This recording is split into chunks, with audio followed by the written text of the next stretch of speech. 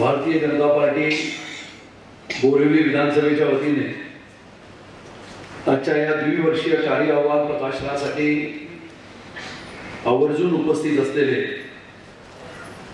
माजी अर्थमंत्री, आपल्या सर्वांचे नेते, भारतीय जनता पार्टीचे पूर्व प्रदेश अध्यक्ष सन्माननीय श्री सुधीर भाऊ मुनगंटीवारजी,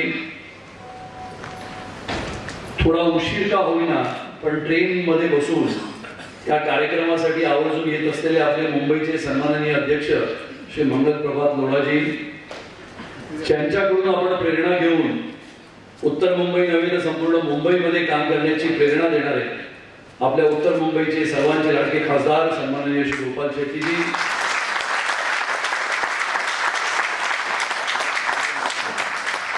माझे मित्र, सहकारी आणि ज्यांनी असं भाषण केलं की आता मला भाषणाला मुद्दाच उरला नाही, असे माझे मित्र श्री रघुनाथ कुलकर्णीजी, या उत्तर मुंबई जिल्ह्याचे अध्यक्ष सन्माननीय श्री गणेश कणकर, बोरिवली विधानसभेचे अध्यक्ष श्री सुरेंद्र गुप्ता, आजच्या या कार्यक्रमासाठी आवर्जून उपस्थित असलेले पूर्व नगरसेवक उपमहापौर सन्माननीय मोहन बिडगावकरजी, पूर्व नगरसेवक शिवानंद शेट्टीजी, श्री हरीशभाई छेडा, श्री विद्यार्थी सिंहजी, श्री प्रवीणभाई शाहजी, आसावरीताई पाटील, बीनाबेन जोशी, प्रियांकाताई मोरे, अंजलीताई खेडकर, श्री जितू पटेल, जिल्ह्याचे सर्व पदाधिकारी, मंडळाचे सर्व पदाधिकारी, कार्यकर्ते, हितचिंतक, बंधू आणि भगिनी, वैसे तो हम सब जानते हैं कि ये कार्यक्रम एयर कंडीशन हॉल में लेने की गड़बड़ होती है। सुधीर भाऊ, आपण बघत असाल मगासपासून रघुनाथजी भाषण करत असताना एक एक मुद्दा सांगत होते, पण एसी हॉल मध्ये बसल्यानंतर विनयजी इथे उपस्थित आहेत ज्यांनी हा सुंदर हॉल बनवला। विनयजी, गड़बड़ ऐसी है कि एसी बहुत जोर में है और कम क्यों करो, क्योंकि ताली बजाने में हिचकिचाहट हो रही है और ये बोलना पड़ता है क्योंकि रघुनाथ जी इतना अच्छा भाषण कर रहे थे, लेकिन इतना भाषण अच्छा करने के बाद मैं कभी सोच रहा था कि आवाज जाता नहीं है क्या, फुल दिला आवाज तो भी नहीं है, बाजू में पानी रखा है, पीछे जूस पिलाया, अच्छा खाना रखा है, फिर भी तालियां नहीं बजती है। और अभी ये जो तालियां बज रही है वो सुधीर भाऊ के लिए, क्योंकि उनका भाषण सुनने के लिए लोग आए और इसके लिए ये कार्यक्रम, वैसे तो हम सब जानते हैं जो भारतीय जनता पार्टी में काम करते हैं कार्यकर्ता इस नाते, कि स्वर्गीय रामभाऊ म्हाळगी जी लगातार कहते थे कि लोक प्रतिनिधि बनने के बाद कार्यकर्ता बदलता है, आणि म्हणून स्वर्गीय रामभाऊ म्हाळगींपासून आपल्या आजच्या इकडच्या आदरणीय रामभाऊ नाईकांपर्यंत हा प्रवास निरंतर कार्यकर्त्याने लोकप्रतिनिधी बनल्यानंतर पुस्तकामध्ये लिहिलं आहे।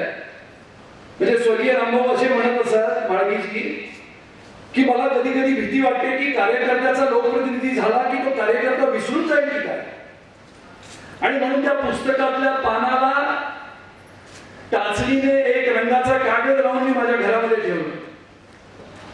आदरणीय पिताश्री दत्ताजी राणेंचं काम रघुनाथजींनी सांगितलं आणि मग स्वर्गीय रामभाऊ म्हाळगीजींनी जे सांगितलं की जर कार्यकर्ता लोकप्रतिनिधी झाला आणि लोकप्रतिनिधी म्हणून तो बदलला तर हे कसं ओळखावं, तर तो मतदारसंघामध्ये जातो की नाही, लोकांना भेटतो की नाही, रात्री अपरात्री आपल्या कामासाठी लोकांनी बोलवल्यानंतर पोहोचतो की नाही, वेगवेगळ्या विषयांमध्ये आंदोलन धरणं करतो की नाही, आणि मग अशा मुद्द्यांवर आपण प्रत्येक वेळेला लोकांपर्यंत पोहोचण्याचं काम करतो। डॉक्टर साहब यहाँ पर आ सकते हैं? विनय जी, अपना ही हॉल है, आप थोड़े पीछे बैठेंगे तो वो अपने, हाँ, तो डॉक्टर साहब अपने पत्नी जी के बाजू में बैठ सकते हैं। हम बराबर भीड़ में भी ध्यान रखते हैं डॉक्टर साहब। डॉक्टर विपिन जोशी हे बोरिवलीचे प्रख्यात डॉक्टर आहेत आणि दोघेही पती पत्नी जो उपस्थित आहेत, मी तुमचं स्वागत करतो। और इसके लिए का कार्य अहवाल का प्रकाशन मैंने बहुत कुछ बड़ा किया ऐसा नहीं है, लेकिन 24 अक्टूबर मेरे दिमाग में इसके लिए ज्यादा फिट बैठती है क्योंकि 24 अक्टूबर 1985 को मैं एयर इंडिया में था। पहला दिन मेरा एयर इंडिया का था और मैं इंतजार करता था। मुझे याद है वो दिन जब हम क्रिकेट खेला करते थे तो एयर इंडिया के बिल्डिंग के नीचे जाके भगवान की प्रार्थना तो बाद में करते थे, लेकिन उस बिल्डिंग के ऊपर देखते थे और प्रार्थना करते थे भगवान यहाँ पर नौकरी दे दो। लेकिन ये पता नहीं था कि उसी बिल्डिंग के पीछे विधान भवन है। तो हमने कभी ये नहीं सोचा कि इसके बिल्डिंग के पीछे के विधान भवन की भी प्रार्थना करें, लेकिन वो समय लगा। एक नहीं, दो नहीं, 20 साल 25 साल लगातार संघर्ष करते रहे और फिर जाके आप लोगों के परिश्रम से, आप लोगों की मेहनत से और कार्यकर्ताओं की बहुत भारी प्रयत्नों से जिस जमीन को गोपाल भाई ने, जिस जमीन को कार्यकर्ताओं ने और जिस जमीन को आदरणीय रामबाबू नाइक ने राजनीतिक जमीन को सींचा है, उस जमीन को जीतने का काम हमने 24 अक्टूबर को किया और इसके लिए 24 अक्टूबर महत्वपूर्ण। एक साल पहले कोरोना था, अभी भी थोड़ा थोड़ा कोरोना है, लेकिन हमने एक साल पहले भी रघुलीला मॉल में अपने कार्य अहवाल का प्रकाशन किया।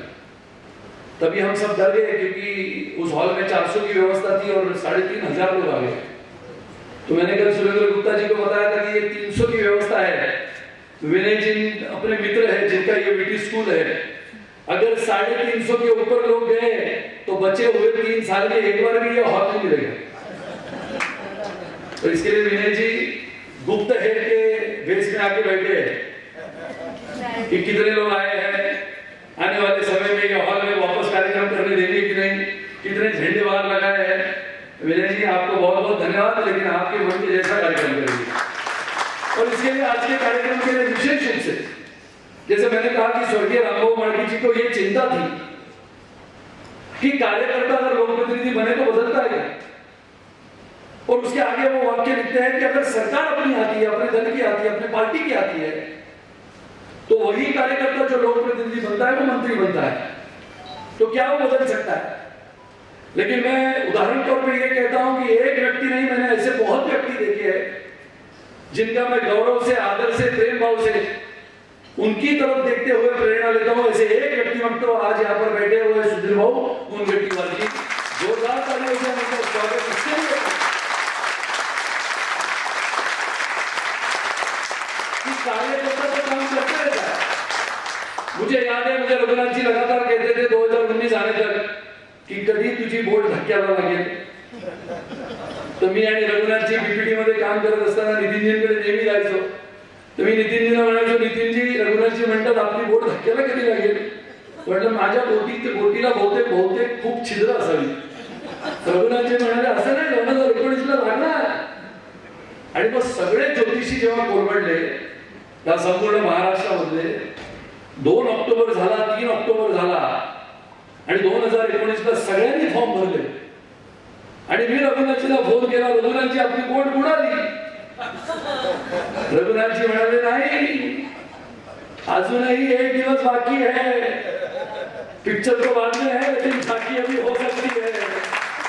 आणि 3 तारखेला रात्री तुमच्या या आपल्या या बोर्डमीमध्ये येण्यासाठी मला फोन आला आणि म्हणून मी म्हटलं की सुधीर भाऊजींचं मी अभिनंदन का करतोय कि अनेक कार्यकर्ते अपन आज बघतो, बहुत सारे कार्यकर्ता हम देखते हैं, मेरा फोटो नहीं लगाया तो छोटा लगाया तो पीछे लगाया, बैनर पे मेरा नाम नहीं, नाम है लेकिन छोटा सा है, मैं इतना बड़ा कार्यकर्ता हूँ, इतना बड़ा नेता हूँ। लेकिन सुधीर बाबू को मैंने परसों विधान भवन में वो थे, मैंने देवेंद्र जी से पूछा कि देवेंद्र जी आप आ सकते हो? उन्होंने कहा मैं तो गोवा जा रहा हूँ। उन्होंने मुझे कहा कि सुधीर बाबू मुंबई में है, तू कोशिश कर। मैंने कहा चलो सुधीर बाबू को ढूंढते हैं। गढ़चिरौली, चंद्रपुर में लगातार 1 नहीं, 2 नहीं, 3 नहीं, 4 नहीं, 5 नहीं, 6 बार लगातार अपनी विजयी दर्ज कराने वाले सुधीर बाबू अपने यहाँ पर आ जाकर बैठते हैं। ये कार्यकर्ताओं के प्रेम करने वाला अपना नेता यहाँ पर आता है। तो मैंने इनको फोन किया,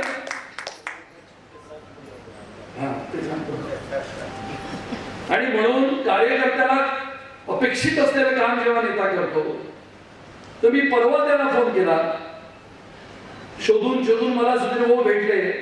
काल सकाळी बोलणं झालं. सुधीर भाऊ म्हणाले काय कार्यक्रम आहे? म्हटलं अहवाल प्रकाशन.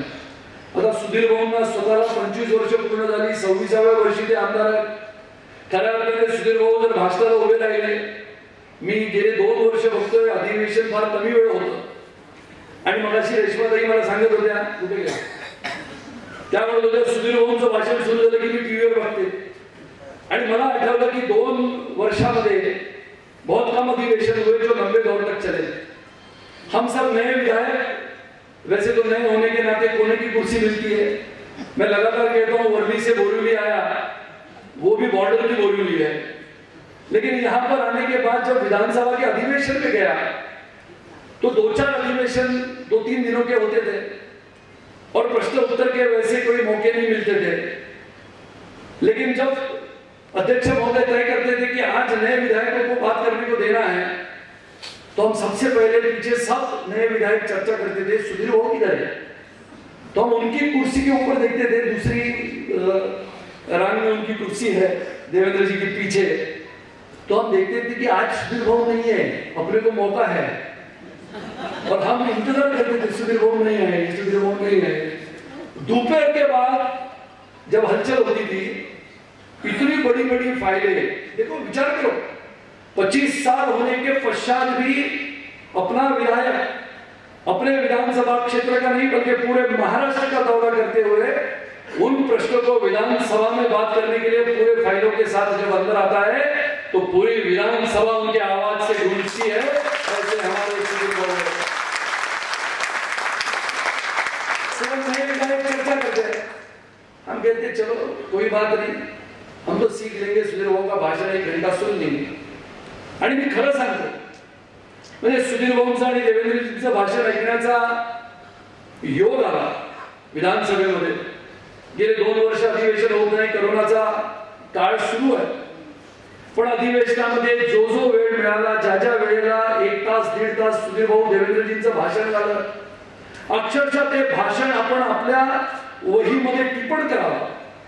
कोणताही मुद्दा असेल, आदिवासी असेल, कास्तकरी असेल, मजूर असेल, कामगार असेल, गोरगरीब असेल, प्रत्येक व्यक्तीला न्याय देण्याची भाषा करणारी भाषण करणारे देवेंद्रजी आणि सुधीर भाऊ अख्ख्या विधानसभेला आपण म्हणतो खऱ्या अर्थाने काबीज करून टाकतात. आणि मग वाटतं की आपल्या महाराष्ट्रातील आपला कार्यकर्ता नेता झाला आणि आपण एक नवीन कार्यकर्त्याचा आमदार झालो म्हणून आपण फोन करतो की सुधीर भाऊ आपल्या या कार्यक्रमाला याल का. तर सुधीर भाऊंचं उत्तर असेल, अरे यार का काय विचारतोस, तू सांग कार्यक्रम कुठे आहे, किती वाजता यायचं, कोण कोण आहे आणि मी तिथे येणार आहे. हे पण विचारत नाही की माझा पोस्टरवर फोटो आहे का, माझा कार्यक्रमाच्या मागे असलेल्या बॅनरवर फोटो आहे का, कधीच विचार. एक आणखी त्यांचं उदाहरण सांगतो. कार्यकर्ता से लोकप्रतिनिधी, लोकप्रतिनिधी से नेता और नेता से मंत्री जब बनता है. 1995 ते 99.5 आपलं सरकार आणि शेवटच्या मला वाटते 6 महिन्याला सुधीर भाऊ मंत्री झाले होते आणि बाबा मंत्री असल्या कारणाने सुधीर भाऊंची भेट व्हायची. आणि मग 15 वर्ष सरकार नाही, सत्ता नाही, आमदार नाही आमच्या विभागामध्ये आणि सतत लगातार प्रश्नों को लेकर लड़ते रहना. और अचानक 14 वर्षों के पश्चात, 15 वर्षों के पश्चात सरकार आई, सुधीर भाऊ मंत्री बने. और मुझे याद है लगातार मैं सुधीर भाऊ को फोन करता था. वैसे तो कार्यकर्ता, लोकप्रतिनिधि, नेता और मंत्री 4 बार नहीं 8 बार फोन बदलते हैं, लेकिन सुधीर भाऊ एक ऐसे थे कि लगातार वही फोन छोटा वाला जो मंगल जी और उनके पास है, जो कहीं पर मिलता नहीं है, जिस पर रिकॉर्डिंग भी नहीं होती है. और वो फोन सुधीर भाऊ के दाहिने जेब में होता है. आता है कि नहीं माहिती नहीं. ऐसे गोपीनाथ जी के पास भी 2 फोन होते थे, एक दाहिने में एक बाएं में. और मैं एक बार सुधीर भाऊ को मिलने गया, वित्त मंत्री थे, महाराष्ट्र के थे, जबरदस्त काम करने वाले व्यक्ति. मेरा एक छोटा सा काम था, मैंने सुधीर बाबू को फोन किया, वो कहीं पर व्यस्त होंगे. आधे घंटे में फोन आया, काय रे सुनील, काय काम. विचार करो, मैं कोई विधायक नहीं हूं, आरटी का काम करने वाला एक कार्यकर्ता हूं. विचार करो कितनी ऊर्जा आती है कि अपने महाराष्ट्र के वित्त मंत्री तुरंत आधे पूछते हैं काय काम आहे रे सांग, म्हटलं सुधीर भाऊ असं काम है ये मंत्रालय। तो मैं मंत्रालय में गया तो सुधीर भाऊ वहां से सह्याद्री गए थे। तो मैंने कहा कि अभी सह्याद्री वापस कैसे फोन करूं, फिर भी डरते डरते फोन किया, क्योंकि आखिर में अपने को लगता है ना अपना नेता आज इतना बड़ा वित्त मंत्री है, तो डरते डरते मैंने फोन किया। तो सुधीर भाऊ ने कहा अरे मी मंत्रालयातून इथे आलोय, तू इथे। मैं वहां पर गया, वहां पर जाने के पश्चात देखा तो सभी सरकारी वर्गों के साथ, सरकारी अधिकारियों के साथ, व्यापारियों के साथ वो जीएसटी लागू करने की मीटिंग चल रही थी। सुधीर भाऊ आठवत असेल तुम्हाला, सेल्स टैक्स के सभी कमिश्नर वहां पर बैठे थे। तो मैंने सुधीर भाऊ को जैसे देखा अंदर जाते हुए, मीटिंग शुरू हुई, मैं भी अंदर जाके बैठा दूर कोने में एक कुर्सी पे, देख रहा था कि जैसे जैसे मीटिंग बढ़ रही थी उनको फोन आते थे तो वो फोन उठाते थे। इतने में उनको एक फोन आया कोई छोटे से फोन पे, और उन्होंने कहा काय सूर्यकांत सांग, हा मी करतोय ते पारधी समाजाचा विषय आहे, मी तो करतोय, जरा थांब। रात के 9:30 पौने 10 बजे थे, सुबह शायद 7 बजे से वो लगे थे।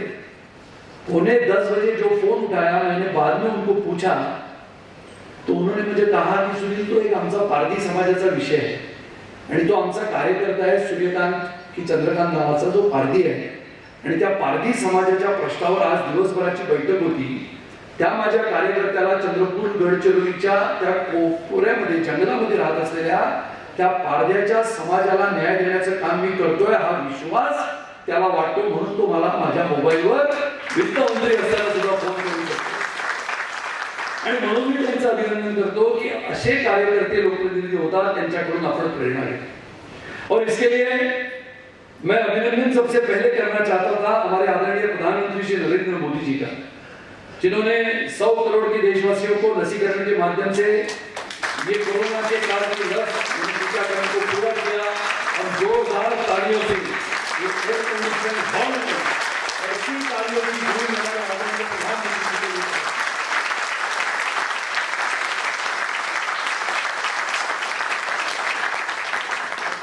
लोढ़ा जी 5-1 मिनट में आएंगे तो वैसे मेरा भाषण समाप्त होगा, उसके पश्चात गोपाल जी का भाषण हम सबको सुनना है और सुधीर भाऊ समारोह करेंगे।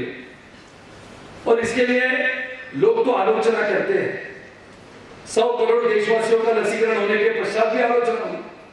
गणेश जी ने बहुत सही बोला, मैंने कुछ आंकड़े लाए। मैंने कहा कि अगर 100 करोड़ के देश में, 140-150 करोड़ के देश में अगर 100 करोड़ के लसीकरण के पश्चात अगर आलोचना होती है, चाहे हमारे पूर्व मित्र पक्ष आलोचना करते हैं या लोग आलोचना करते हैं, तो मैंने देखा कि करीबन 18 साल के ऊपर के 75% लोगों का लसीकरण का पहला डोज हो चुका है। 31% लोगों ने दोनों डोज पूरे किए हैं। 18 से 44 के उम्र के लोगों में 55,29,44,021 लोगों को डोज दिए कल तक। 45 से 59 तक 26,87,65,110 लोगों को डोज दिए। 60 के ऊपर के 16,98,24,308 लोगों को डोज दिए। विचार करो, देश में 100 करोड़ लोगों को डोज देना, लसीकरण करना, ये बहुत ही बड़ा काम था जो आदरणीय प्रधानमंत्री जी के नेतृत्व में पूरा हुआ। दूसरा विषय, जो हमारे बहुत सारे व्यापारी मित्र हैं जो भारतीय जनता पार्टी के हितचिंतक, जिनको दिलों में, दिमाग में, हृदय में भारतीय जनता पार्टी का कमल बसा हुआ, आज बोरीवली में लाखों वोट कहां से आते हैं? इन्हें मैं कभी-कभी सोचता हूं कि दक्षिण मुंबई में, दक्षिण मध्य मुंबई में हजारों वोट मिले तो भी काफी होते। तो ये हकीकत है, रघुनाथ जी जानते हैं, दक्षिण मुंबई या दक्षिण मध्य मुंबई की कोई भी विधानसभा में 40 या 50 हजार जो लेता है वो 8-10 हजार से जीतता है। लेकिन ये राजनीतिक जमीन को सींचने वाले आदरणीय रामबाबू नाईक जी से लेके हमारे आदरणीय गोपाल जी तक ये लाखों के वोट आते हैं सिर्फ बोरीवली में। और ये बोरीवली में रहने वाले हमारे सभी नागरिक, चाहे गुजराती समाज के हो, जैन समाज के हो, मारवाड़ी समाज के हो, उत्तर भारतीय, दक्षिण भारतीय, सिंधी, पंजाबी, मारवाड़ी, सभी लोग, और सबसे साथ मराठी लोग, ये सभी लोगों ने भर भर के भारतीय जनता पार्टी को मतदान किया है। मैं कभी सोचता हूं कि व्यापारी लोगों में भी ये चर्चाएं होती है कि आधुनिक देश बदला है। एक ही मुद्दे को बताता हूं कि आदरणीय प्रधानमंत्री जी ने कल के भाषण में कहा कि लोगों को यह बहुत बड़ी चिंता है कि चीन क्या करेगा। आप सभी को यह पता होना चाहिए कि जहां पर अरुणाचल प्रदेश की बात है, आसाम की बात है और पूर्व लद्दाख की बात है, पिछले 8 दिनों में करीबन 250, जिसको हम मराठी में कहते हैं की जवळ-जवळ 250 तोफा पहिल्यांदा या देशाच्या पूर्व लडाखच्या सीमेवर नेण्याचं काम आदरणीय प्रधानमंत्रीजींच्या नेतृत्वामध्ये आदेशामध्ये झालं। और ये कैसे हुआ? तो पहले तो अरुणाचल प्रदेश से पिनोंग पोस्ट तक जाने के लिए रास्ता ही नहीं था और चीन ने ऐसे रास्ते बनाए थे कि अरुणाचल प्रदेश आसाम से लेकर मिजोरम तक उन रास्ते के माध्यम से चीन अपने सभी, जहां पर अगर युद्ध होता है तो सभी सामग्री वहां पर लाने की परिस्थिति चीन के पास थी। लेकिन पिछले 7 वर्षों में लगातार प्रयास करते हुए भारत ने भी ऐसे आधुनिक रास्तों का निर्माण किया कि करीबन 450 किलोमीटर का ऐसा रास्ता अरुणाचल प्रदेश से पूर्व लद्दाख की ओर बना दिया गया कि हमारे सभी साधन और सामग्री वहां पर पहुंचने का बहुत ही रास्ता वहां पर पूरा हुआ। कभी कभी हम सोचते हैं कि महाराष्ट्र की सरकार कैसी है। मैं उसके ऊपर ज्यादा बोलने वाला नहीं हूं क्योंकि सुधीर भाऊ के पास बहुत सारे मुद्दे हैं। महाराष्ट्राच्या सरकारमध्ये लोक आज काय म्हणतात, तर महाराष्ट्राच्या सरकारमध्ये म्हणतात की पूर्व गृहमंत्री फरार आहे, पूर्व कमिशनर बेपत्ता आहे, लूट, दरोडेखोरी, बलात्कार जोरात सुरू आहे। सुधीर भाऊंना कल्पना असेल की 2 दिवसापूर्वी पुण्यामध्ये कायदा व सुव्यवस्थेचे ढिंडवडे निघाले आणि या महाराष्ट्राच्या याच पुण्याच्या जिल्ह्यामध्ये शिरूर सकाळी 11 वाजता दिवसा ढवळ्या बँकेमध्ये घुसून बँक लुटली गेली। 2 कोटी रुपये लुटले गेले।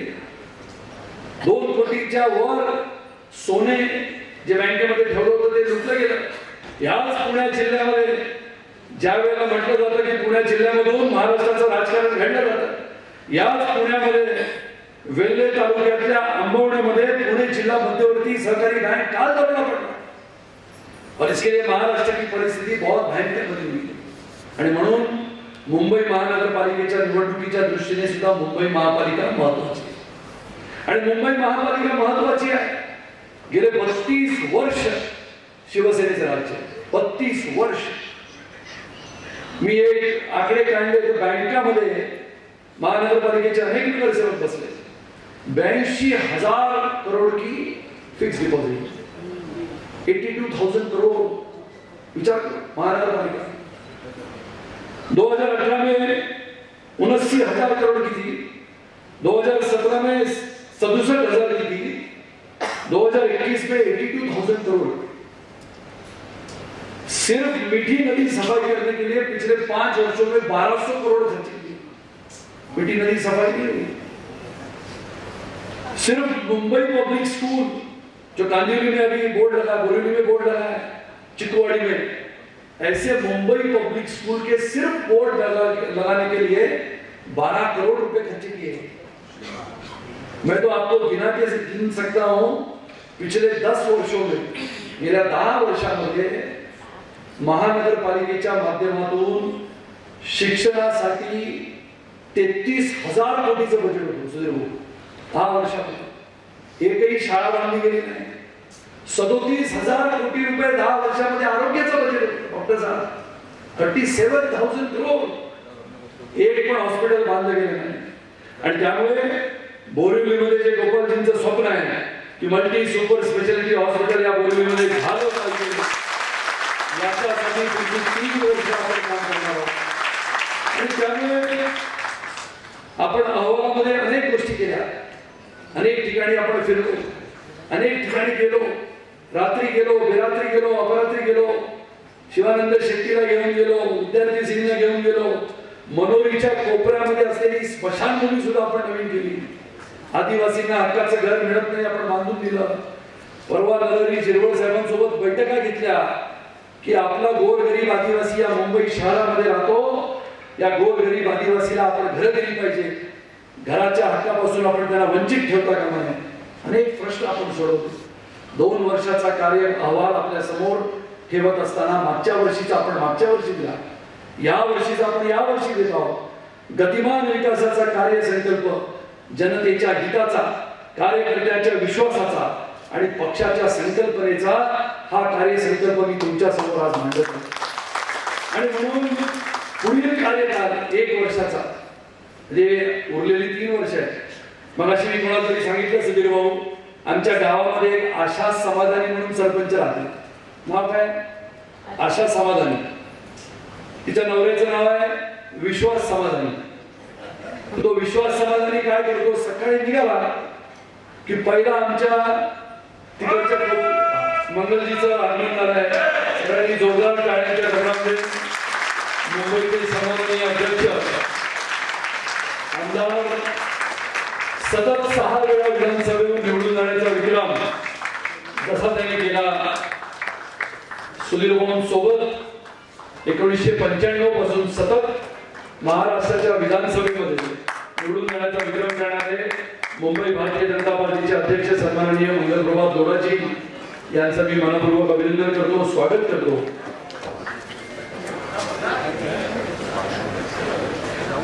इतना जल्दी ऊपर खाना शुरू नहीं होने वाला है. आणि म्हणून पुढचा कार्यकाळ 1 वर्षाचा म्हणजे 3 वर्ष पूर्ण होण्याचा आपण निश्चितपणाने बोरिवलीतील आर्थिक, सामाजिक, शैक्षणिक, सांस्कृतिक आणि ज्याला आपण खऱ्या अर्थाने म्हणतो अशा राजकीय परिस्थितीवर पूर्णपणे भारतीय जनता पक्षाचं नियंत्रण असणारा हा पुढच्या वर्षभराचा कार्यकाळ आपला असणार आहे. आणि म्हणून खऱ्या अर्थाने भारतीय जनता पार्टीला आपल्या हृदयामध्ये बसवण्याचं काम करणाऱ्या आपल्या या तमाम जनतेला, ज्यांनी भारतीय जनता पार्टीला एक नाही गेली 42 वर्ष या बोरिवलीमध्ये भारतीय जनता पार्टीचा आमदार आहे, त्याला 42 वर्ष पूर्ण झाली. आणि या 42 वर्ष पूर्ण होण्यासाठी अनेक कार्यकर्त्यांनी आपल्या जीवनामध्ये परिश्रम घेतले. या सर्व कार्यकर्त्यांचं, पदाधिकाऱ्यांचं मी मनपूर्वक अभिनंदन करतो. आपल्या सर्वांना निश्चितपणे एकच गोष्ट सांगतो की ज्या स्थितीमध्ये, ज्या परिस्थितीमध्ये आपण या बोरिवलीमध्ये भारतीय जनता पार्टीची राजकीय जमीन जी मजबूत केली, जो किल्ला मजबूत केला, त्या किल्ल्याचे बुरुज, त्या किल्ल्याचे आणखी पुढच्या वर्षभरामध्ये या किल्ल्याची तटबंदी आपण निश्चितपणे मजबूत करू. 5 नगरसेवक आहेत. पुढचं लक्ष असेल ते 5 मध्ये आणखी 2 आले पाहिजे. 7 पैकी 7 भारतीय जनता पार्टीचे नगरसेवक आपण सगळ्यांनी आणायचे. एसी असला तरी ठाण्याच्या गजरामध्ये मान्य नगरसेवक आहेत. आपण चिंता नाही आहे. तिकीट मिळवलं मिळेल, वो भी सही, ये भी सही. भारतीय जनता पार्टी मजबूत होनी चाहिए. इसके लिए पुनः एक बार आप सबको धन्यवाद देते हुए मेरे वाणी को